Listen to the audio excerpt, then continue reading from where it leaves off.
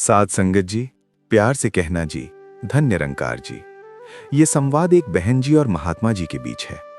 बहन जी बहुत बेचैन दिख रही हैं। वे महात्मा जी के सामने सिर झुकाकर बैठी हैं। कुछ क्षणों की गहरी चुप्पी। महात्मा जी, मैं बहुत थक चुकी हूँ। बाहर सब कुछ ठीक लगता है, परिवार है, नौकरी है, सुविधाएं हैं, हम मॉडर्न हो गए हैं, लेकिन अंदर अंदर एक अजीब सा खालीपन है। ऐसा लगता है हम एक बाजार में खड़े हैं जहाँ सब कुछ मिल रहा है पर सुकून नहीं मिल रहा। आखिर गलती कहाँ हो रही है? बेटी, तुम जिस बाजार की बात कर रही हो वहां सुकून बिकता ही नहीं है। आज दुनिया में जो कुछ भी घटित हो रहा है वो बाहर की समस्या नहीं है, वो तुम्हारी दृष्टि का दोष है। एक पुरानी कहावत याद रखना, जैसा चश्मा वैसा दृश्य। अगर तुमने लाल चश्मा पहन रखा है तो दुनिया लाल ही दिखेगी। आज इंसान की समस्या ये है कि उसका चश्मा गंदा हो चुका है और वो दुनिया को साफ करने की कोशिश कर रहा है। जब तक ये दृष्टि नहीं बदलेगी, बाहर का कोलाहल अंदर के शोर को नहीं मिटा पाएगा। पर महात्मा जी, जमाना ही ऐसा है। चारों तरफ इतना आकर्षण है, इतनी चकाचौंध है। हम कलयुग में जी रहे हैं, यहाँ बचना मुमकिन कैसे है? कलयुग? बेटी, कलयुग केवल समय का नाम नहीं है, ये एक मानसिक स्थिति, स्टेट ऑफ माइंड है। तुम्हें पता है, जब ब्रह्मा जी ने युगों का बंटवारा किया था तो कलयुग ने एक बहुत भयानक प्रतिज्ञा की थी।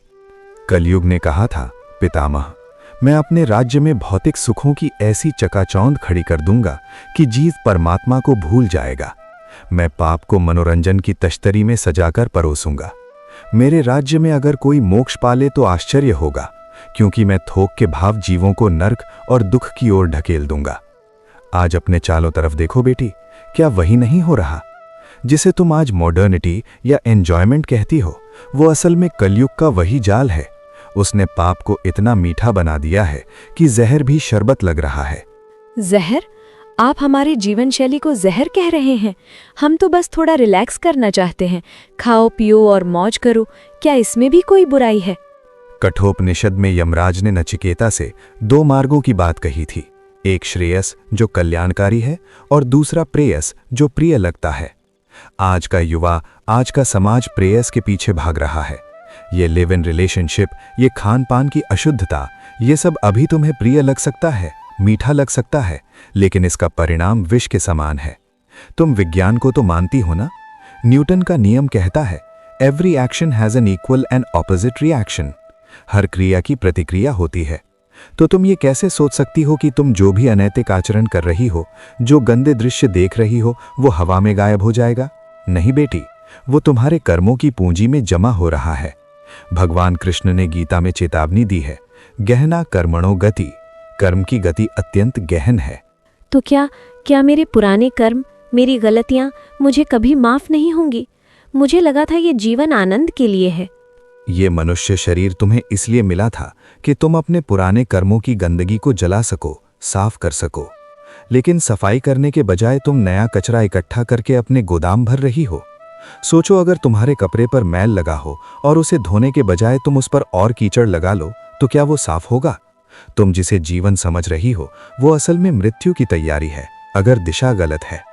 महात्मा जी, मैं समझ रही हूँ। मैं जानती हूँ कि क्या सही है और क्या गलत। मेरी बुद्धि सब जानती है, फिर भी मेरा मन मेरी नहीं सुनता। मैं ना चाहते हुए भी उसी कीचड़ की तरफ खींची चली जाती हूँ। क्यों मैं खुद को नहीं रोक पाती? इसका कारण है कुसंग। और कुसंग का मतलब केवल किसी शराबी या जुआरी के पास बैठना नहीं है। वो हर एक दृश्य जो तुम अपने मोबाइल पर देखती हो, वो हर एक विचार जो तुम्हारी आंखों के रास्ते दिल में गंदे भाव पैदा करता है, वो कुसंग है। बेटी, जंगल को जलाने के लिए पूरा सूरज नहीं, माचिस की एक छोटी सी तीली काफी होती है। रावण को देखो, वेदों का ज्ञाता था, अष्टसिद्धि नवनिधि का दाता था, लेकिन केवल एक गलत विचार कि सीता का हरण मेरा अधिकार है, उस एक कुसंग ने सोने की लंका को शमशान बना दिया। जब रावण और दुर्योधन जैसे महाबली अपने मन और वासना से नहीं जीत पाए, तो हम और तुम किस खेत की मूली हैं? पर कबीर साहब कहते हैं, मनवा तो पंछी भया, उड़ के चला आकाश। ये मन उड़ता बहुत ऊंचा है, लेकिन जैसे ही विषय भोग का दाना दिखता है, ये नीचे गिर पड़ता है। तो क्या कोई रास्ता नहीं है? क्या हम हार मान ले? मेरा मन मेरे बस में नहीं है, मेरी इंद्रियां भाग रही हैं। मुझे कोई रास्ता दिखाइए, वरना मैं इस दलदल में डूब जाऊंगी। रास्ता है बेटी, लेकिन पहले तुम्हें अपने अंदर के सिस्टम को समझना होगा। हमारे शास्त्रों ने इस शरीर की तुलना एक रथ से की है। इसे बहुत ध्यान से सुनना, क्योंकि यहीं तुम्हारी समस्या का समाधान छिपा है। इस शरीर रूपी रथ में सबसे नीचे विषय हैं। विषयों को भोगने वाले घोड़े हमारी इंद्रियां हैं। इन घोड़ों की लगाम मन है और इस रथ का सारथी यानी ड्राइवर हमारी बुद्धि है। आज तुम्हारी दुर्दशा का कारण यह है कि तुम्हारा सिस्टम उल्टा चल रहा है। विषयों ने तुम्हारी इंद्रियों को गुलाम बना लिया है, इंद्रियों ने मन को खींच लिया है और तुम्हारे मन ने तुम्हारी बुद्धि यानी ड्राइवर को बेहोश कर दिया है। गीता में भगवान कहते हैं, जैसे हवा पानी में नाव को हर लेती है, वैसे ही भटकती हुई इंद्रियां मनुष्य की बुद्धि को हर लेती हैं। तुम्हारा ड्राइवर सो गया है और घोड़े रथ को खाई में ले जा रहे हैं। बताइए महात्मा जी, अब क्या करूं? उस ड्राइवर को कैसे जगाऊं? वो तो बेहोश पड़ा है। तुम्हें अब उल्टा चलना होगा। तुम्हें अपनी बुद्धि को इतना तीव्र करना होगा कि वो मन की लगाम को कस सके। और बुद्धि तीव्र कैसे होती है? बिनु सत्संग विवेक न होई, राम कृपा बिनु सुलभ न सोई। जब तक तुम सत्संग के साबुन से अपने विवेक को नहीं धोगी, जब तक तुम स्वीकार नहीं करोगी कि तुम बीमार हो, तब तक दवा असर नहीं करेगी। सबसे पहला कदम है स्वीकार करना कि खतरा है। क्या तुम तैयार हो उस दवा को लेने के लिए? क्या तुम तैयार हो अपनी उस सोई हुई बुद्धि को जगाने के लिए, भले ही वो शुरुआत में कड़वा लगे? जी महात्मा जी, मैं तैयार हूँ। मैं अब और इस गंदगी में नहीं रहना चाहती। मुझे बताइए, मुझे क्या करना होगा? मैं अपने जीवन को कैसे बदलूं? ये रातों रात नहीं होगा, लेकिन ये असंभव भी नहीं है। बेटी, तुमने पूछा है कि उस सोए हुए ड्राइवर को जगाने और इस मन को कैसे जीतें। जवाब बहुत सरल है, लेकिन उसे निभाने के लिए तुम्हें योद्धा बनना होगा। हमारे संतों ने मन को जीतने के 3 चरण बताए हैं: त्याग, वैराग्य और उपरति। शुरुआत त्याग से होती है। जब तुम्हारा मन कहे कि चलो फोन उठाकर वो गलत चीज देखते हैं या किसी की बुराई करते हैं, तो तुम्हें अपनी बुद्धि के डंडे से उसे हठपूर्वक रोकना होगा। तुम्हें कहना होगा, नहीं, ये मेरे लिए जहर है। शुरुआत में ये लड़ाई होगी, मन तड़पेगा, चिल्लाएगा, लेकिन याद रखना, त्यागात शांति निरंतरम। त्याग के तुरंत बाद ही असली शांति मिलती है। लेकिन महात्मा जी, क्या मुझे सब कुछ छोड़ना पड़ेगा? क्या मुझे अपना परिवार, अपनी नौकरी, अपनी खुशियां छोड़कर जंगल में जाना होगा? मुझे डर लगता है कि परमात्मा को पाने के लिए मुझे कंगाल होना पड़ेगा। यही तो सबसे बड़ा भ्रम है। किसने कहा तुम्हें जंगल जाना है? परमात्मा तो खुद इस शरीर के माध्यम से अपनी सृष्टि का स्वाद लेने आया है। तुम्हें इस संसार को छोड़ना नहीं है, तुम्हें इसे 100% जीना है, लेकिन तरीका बदलकर। तरीका बदलकर? वो कैसे? एक उदाहरण समझो। जब तुम किसी होटल में रहने जाती हो, तो तुम वहां के बिस्तर, टीवी, एसी सबका पूरा आनंद लेती हो, है ना? तुम उस कमरे को अपना मानकर ही रहती हो। लेकिन जब चेकआउट का समय आता है, तो क्या तुम रोती हो? क्या तुम रिसेप्शन पर जाकर लड़ती हो कि ये कमरा मेरा है, मैं इसे नहीं छोड़ूंगी? नहीं, बिल्कुल नहीं, क्योंकि मुझे पता होता है कि मैं वहाँ सिर्फ मेहमान हूँ, वो मेरी प्रॉपर्टी नहीं है। बस यही दृष्टि तुम्हें अपने घर और जीवन में लानी है। इस संसार को एक 5 स्टार होटल समझो। गाड़ी चलाओ, लेकिन ये याद रहे कि ये होटल की गाड़ी है। परिवार के साथ हंसो खेलो, लेकिन ये याद रहे कि हम सब यहाँ कुछ दिन के मेहमान हैं। जिस दिन तुम मेहमान बनकर जीना शुरू कर दोगी, उस दिन दुख तुम्हें छू भी नहीं पाएगा। तुम संसार में रहोगी जैसे कमल कीचड़ में रहता है, पर कीचड़ उस पर टिकता नहीं। ये तो बहुत सुंदर विचार है, मेहमान बनकर जीना। इससे तो सारा बोझ ही उतर गया। लेकिन महात्मा जी, व्यवहारिक जीवन में जब ऑफिस का प्रेशर होता है, टारगेट्स होते हैं, तब ये सब याद नहीं रहता। तब मैं भगवान को कैसे याद रखूं? लोग कहते हैं काम ही पूजा है, वर्क इज वर्शिप। तो क्या मेरा ऑफिस का काम भक्ति नहीं है? काम ही पूजा है, ये आधा सच है।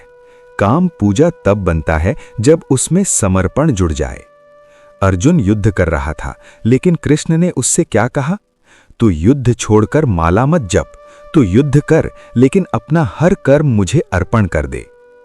आज मैं तुम्हें एक जादुई फॉर्मूला देता हूं। इसे कर्म समर्पण योग कहते हैं।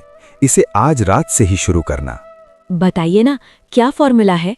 तुम सुबह उठो, ऑफिस जाओ, घर का काम करो, सब कुछ पूरी मेहनत और ईमानदारी से करो।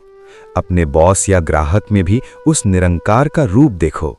लेकिन जब रात को सोने लगो तो सिर्फ 2 मिनट के लिए अपनी आंखें बंद करो और उस परमात्मा से कहो, हे मालिक, आज सुबह 8 बजे से रात 8 बजे तक मैंने जो भी किया, जो मेहनत की, जो लोगों से बात की, जो भी कर्म किए, मैं वो सब आपकी अमानत समझकर आपके चरणों में समर्पित करती हूँ।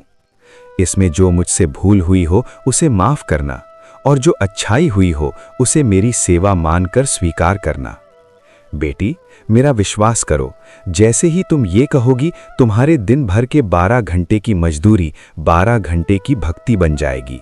तुम्हारा कर्म तुम्हें बांधेगा नहीं, वो मुक्ति का कारण बन जाएगा। इतना सस्ता सौदा और कहाँ मिलेगा? महात्मा जी, मुझे ऐसा लग रहा है जैसे किसी ने मेरे सिर से पहाड़ों का बोझ हटा दिया हो। भगवान इतना दयालु है।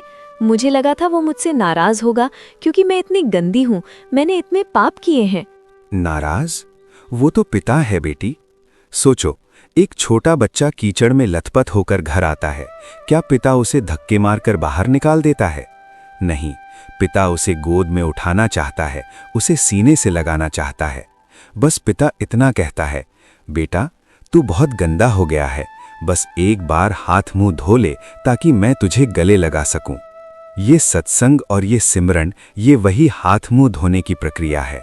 तुम एक कदम उसकी तरफ बढ़ाओ, वो 100 कदम तुम्हारी तरफ आएगा।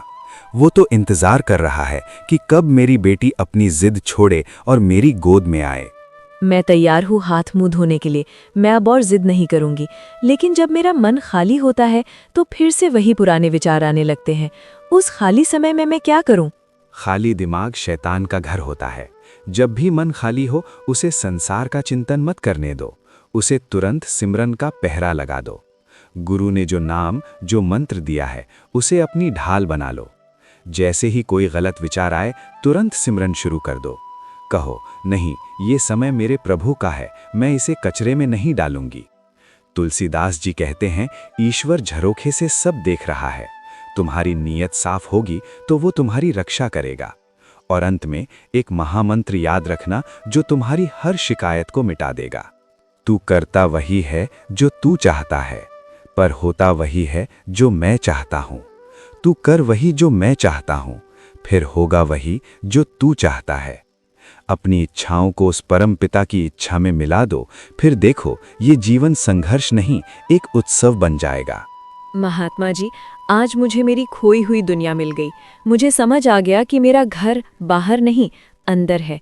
मैं वचन देती हूँ, आज से मैं होटल में रहूंगी, पर मालिक बनकर नहीं, सेवक और मेहमान बनकर। प्यार से कहना, धन्य निरंकार जी।